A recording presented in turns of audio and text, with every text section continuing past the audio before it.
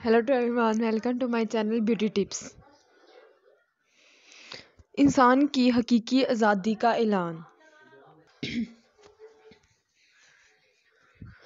اسلام انسانوں کو انسانوں کی غلامی سے نکال کر اللہ وحدہ لا شریک کی بندگی میں لے آتا ہے. انسان اپنے پورے مفہوم کے ساتھ کبھی روئے زمین پر نہیں پایا گیا، مگر اس وقت جب اس نے اپنی گردن اور پوری زندگی سے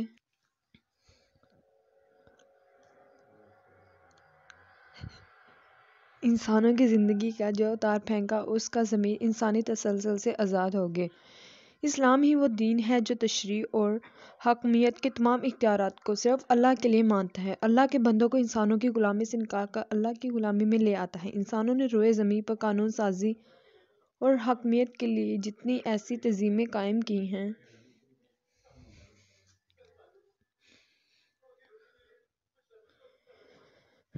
جن میں جماع اختیار انسانوں کی سپرد کر دی، در حقیقت انسانوں کی غلامی ذلت اپنے اوپر ڈال دی، جبکہ اسلام اور صرف اسلام انسانوں کو ذلت کی اناعت گرائیوں سے نکال کر اللہ کی غلامی کے باوقار پرعظمت تختے پر بٹھا دیتا ہے.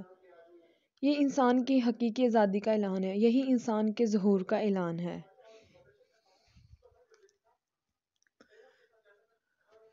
اس سے پیشتر انسانی وجود اپنی انسانیت کے کمال کے ساتھ کہیں بھی موجود نہ تھا.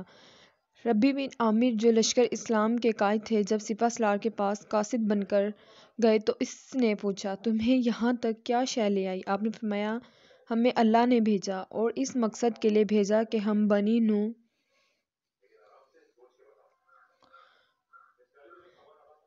انسان کو انسانوں کی غلامی سے نکال کر اللہ وحدہ لا شریک کی بندگی میں لے آئیں اور انہیں دنیا کی تنگیوں سے، ظلم وجود سے اسلام کے عدل و انصاف کی طرف نکال لے جائیں.